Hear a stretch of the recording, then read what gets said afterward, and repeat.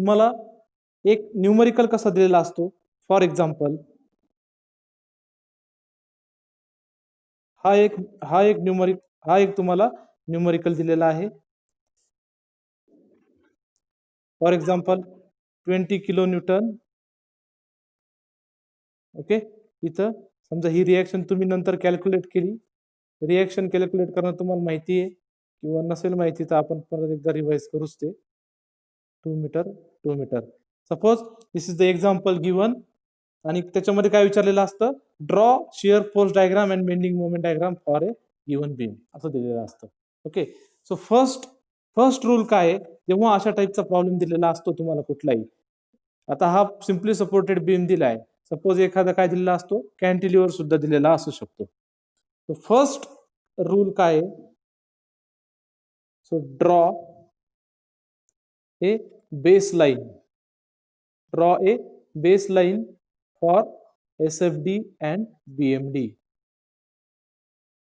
पहिली स्टेप काय आहे त्याची, बेसलाईन ड्रॉ करायची. आता बेसलाईन कशी ड्रॉ करणार आहे, तर बघा हे जे आहे याच्या सिंपल काय करायचंय तुम्हाला, प्रोजेक्शन्स खाली घ्यायचे. काय करायचे, प्रोजेक्शन्स खाली घ्यायचे. म्हणजे काय, बघा जसे तुम्ही ड्रॉइंग मध्ये घेतलेत ना, या पद्धतीने प्रत्येक फोर्सचे काय करायचे, प्रोजेक्शन खाली घ्यायचे. बीमच्या खाली जी पहिली डायग्राम येईल ती असणार आहे शिअर फोर्स डायग्राम SFD. त्याला एक काय करायची, तुम्ही एक बेस लाईन ड्रॉ करायची. ही झाली त्याची बेस लाईन. ओके, ही झाली त्याची बेस लाईन. आणि दुसरी कशाची ड्रॉ करणार आहे, बेंडिंग मोमेंट डायग्रामची base line. So first step of each numerical is to draw a baseline. काय ड्रॉ करायचंय तुम्हाला, बेस लाईन. आलंय लक्षामध्ये, पहिले काय कॅल्क्युलेट केलं, बेस लाईन. आता सेकंड स्टेप काय सांगते तुम्हाला, positive values of SF and BM will be plotted above baseline. म्हणजे काय, positive values of SF and BM म्हणजे काय, positive values of shear force and bending moment will be plotted above baseline, while negative values are plotted below baseline. हा झाला second rule. Second rule नुसार positive values ज्या आहेत एसएफच्या, आता SF shear force diagram कोणती, ही diagram आहे. म्हणजे positive value आल्या, समजा इथं एक आली, इथं दुसरी आली आणि इथं तिसरी आली. जर या पॉझिटिव्ह असतील तर पॉझिटिव्ह कुठं असणार आहे, वरती असणार आहे. आणि निगेटिव्ह असेल तर कुठं येणार आहे, खाली येणार आहे. ओके, सिमिलरली ही झाली SFD आणि ही झाली BMD.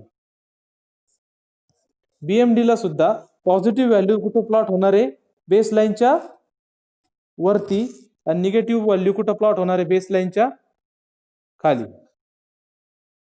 सेकंड पॉइंट लक्षात आला तुम्हाला, positive values of both shear force and bending moment are plotted above this baseline and negative values are plotted below this baseline. ठीक आहे. थर्ड काय आहे, आता बघा, if there is no load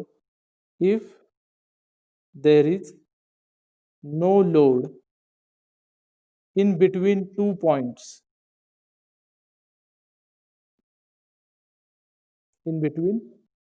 points, SFD will be horizontal. याचा अर्थ काय होतो, जर 2 पॉइंट मध्ये कुठलाही लोड नसेल तर शिअर फोर्स डायग्राम काय राहणार आहे, हॉरिझॉन्टल राहणार आहे. आता याच्यामध्ये बी आणि सी या पॉइंट मध्ये कुठला लोड आहे का, बी आणि सी याच्यामध्ये कुठला लोड आहे का, नाहीये. So bending moment diagram will remain, shear force diagram will remain horizontal. अलग लक्षामध्ये. जर कोणत्याही दोन पॉइंटमध्ये कुठलाही लोड नसला, समजा ए आणि सी मध्ये कुठला लोड आहे का, नाहीये, तर बेंडिंग मोमेंट डायग्राम काय राहणार, समजा एक्झाम्पल सांगतोय, ती काय राहणार आहे, हॉरिझॉन्टल. काय राहणार आहे, horizontal. Okay.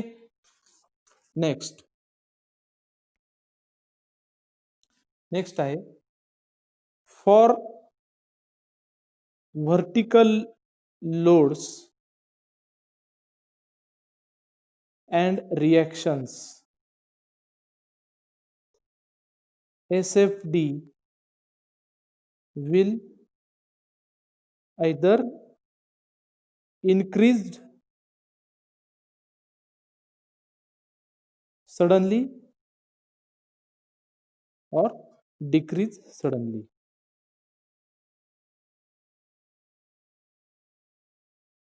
For vertical loads and reactions. Vertical loads म्हणजे कोणते, पॉइंट लोड. आता फॉर एक्झाम्पल याच्यात व्हर्टिकल लोड कोणता आहे, हा 20 किलो न्यूटनचा लोड आहे. This is vertical load. Okay. And reactions, reactions कुठले आहे, आर ए आणि आर बी या दोन रिएक्शन्स आहे. जर या असतील तर काय होणार आहे, शिअर फोर्स डायग्राम, एसएफडी म्हणजे काय, shear force diagram will either increase suddenly और डिक्रीज सडनली. म्हणजे काय होणार, जर रिएक्शन जर असेल तर रिएक्शन कशी आहे, अपवर्ड आहे, पण राईट साईडला आहे म्हणून ती डाऊनवर्ड. एक्झाम्पल, बरोबर, मग ती डाऊनवर्ड होणार आणि ही पण डाऊनवर्ड होणार. ओके. आणि इथून काय होणार, ही अपवर्ड होणार. समजा म्हणजे एकतर वाढेल किंवा कमी होईल, पण काय होणार आहे बघा, जिथं जिथं व्हर्टिकल लोड आहे तिथं तुम्हाला काय दिसणार आहे, व्हर्टिकल लाईन दिसणार आहे. काय दिसणार आहे, व्हर्टिकल लाईन दिसणार आहे. असं झालं तुम्हाला, म्हणजे जिथं जिथं व्हर्टिकल लोड येतील, रिएक्शन असो पॉइंट लोड असो, तिथं तिथं तुम्हाला काय दिसणार आहे, सडन व्हर्टिकल लाईन दिसणार आहे. समजलंय हे, समजलंय. Next for UDL, SFD will increase or increase as a inclined line, as a inclined line. आता याचा अर्थ काय, जर UDL दिलेला असेल तर SFD काय होते, इन्क्लाइंड लाईन होते. म्हणजे आता एक बीम दिलाय तुम्हाला, ज्याच्यावरती काय आहे, ज्याच्यावरती काय, हा UDL आहे.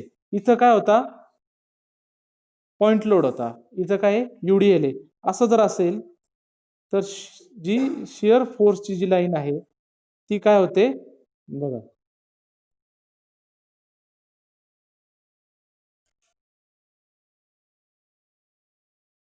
काय होणार आहे, ती इन्क्लाइंड लाईन. आणि कशामुळे होणार आहे ती, तर UDL मुळे. Right. So for UDL, SFD will increase as a inclined line. Right. Next.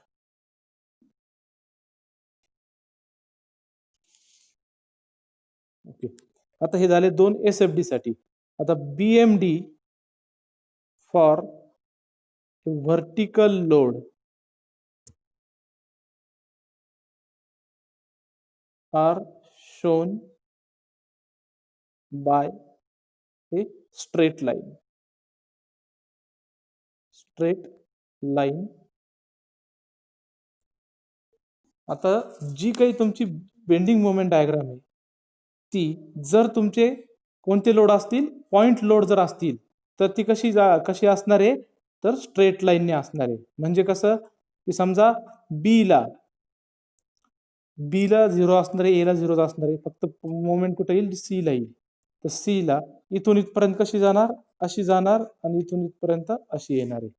हे काय आहे, स्ट्रेट लाईन आल्या आहेत. या काय आहेत, स्ट्रेट लाईन.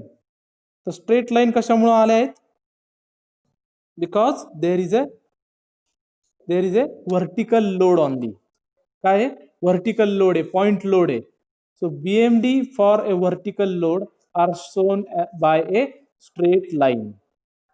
Okay, आणि next BMD for a UDL is shown by a parabolic curve. कशाने दाखवतात? Parabolic curve. BMD for UDL. UDL ला जर BMD दाखवायची असेल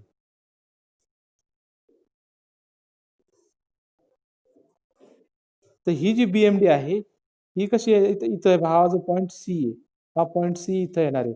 मग अशी आपण काय दाखवली? अशी स्ट्रेट लाईन दाखवली. पण इथं कशाने दाखवायची आहे?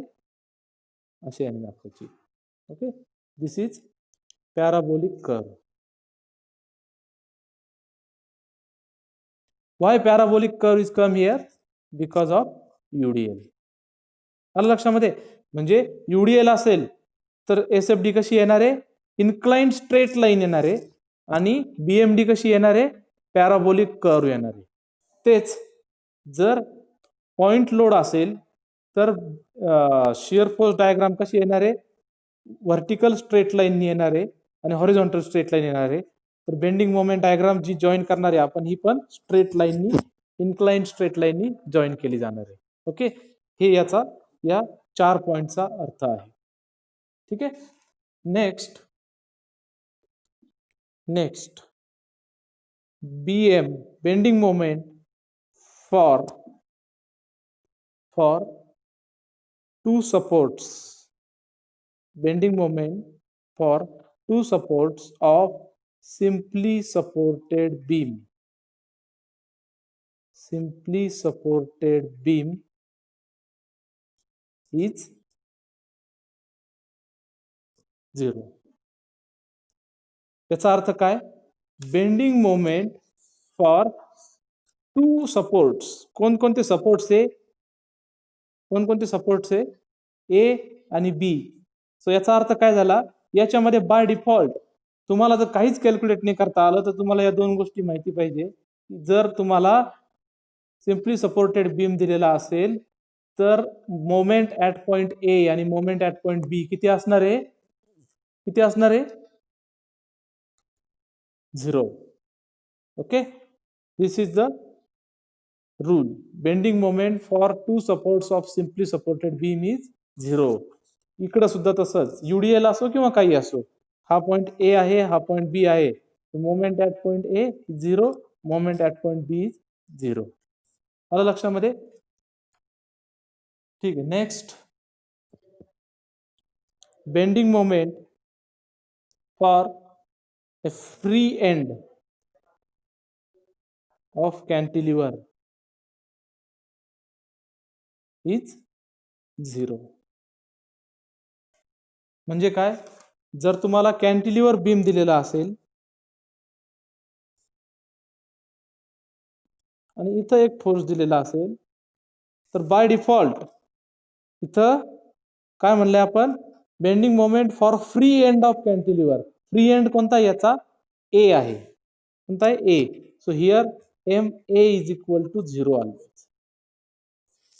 Okay, so these are the rules to draw a shear force and bending moment diagram.